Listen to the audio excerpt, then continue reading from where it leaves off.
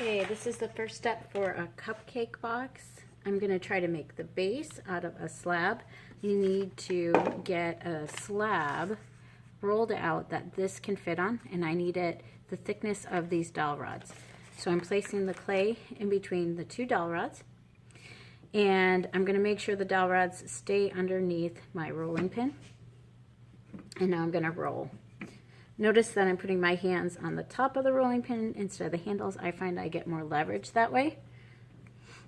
Roll it out in this direction first. Make sure that it fits these 2 points. Now I need to get the length. So I'm going to flip my clay.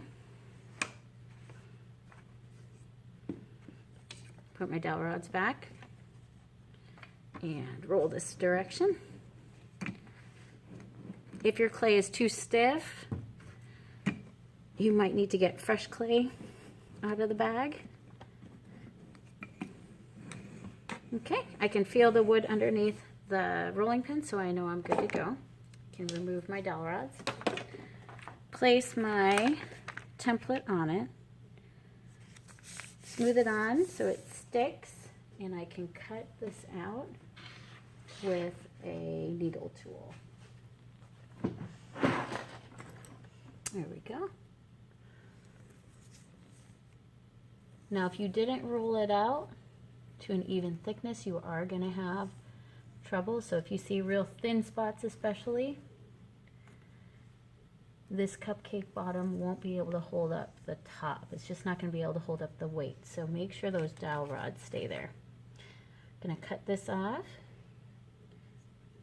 Hopefully this little spot right here will be big enough for the bottom of my cupcake. So I'm going to save that, scoot it over.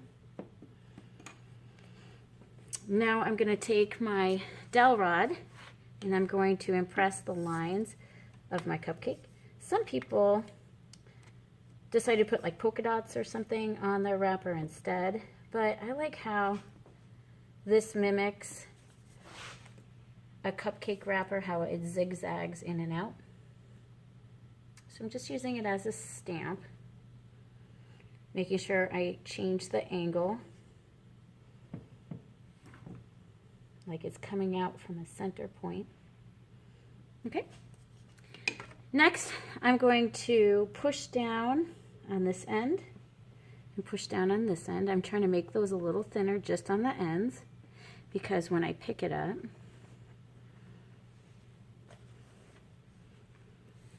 and stand it up, I'm going to be overlapping those two pieces. First, of course, we need to score wet, stick, and smooth.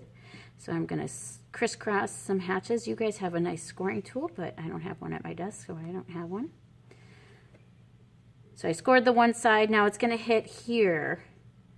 So I need to score on this side. Don't score both on that same side. It's the opposites.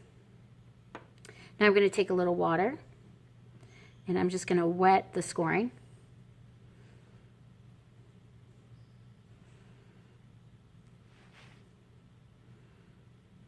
Stick it together. So score, wet, stick, and really squish it on there, but don't do it too hard. Notice that whenever I push, I'm bracing it with my other hand. This is very wet clay, so yeah, be really gentle with it. Always brace with the other hand. And I'm gonna smooth out this joint a little bit, just a little bit.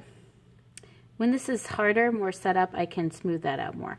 Right now, I just pushed it and smoothed it with my fingertips right there. Stand that up. Place it on some clay. Put that, not quite enough, so I'm going to have to roll out a little bit more. You might have a spot big enough for it, but I don't, so I'm going to have to roll out for the bottom. Between my dowel rods again. Set this on top really gently. Ooh, this is really squishy clay. I'm going to trace around the bottom.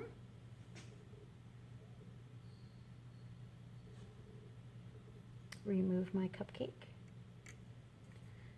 Cut that out.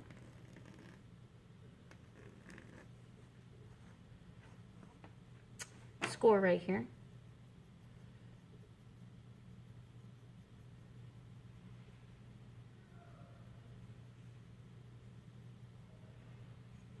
Score right here.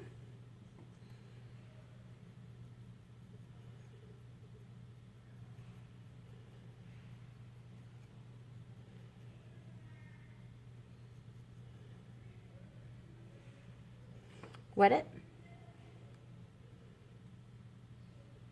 Wet it up here. Stick it. And then smooth this edge. So I'm going to take my thumb and just push lightly, push gentle. This is brand new clay out of the bag, so it's super squishy.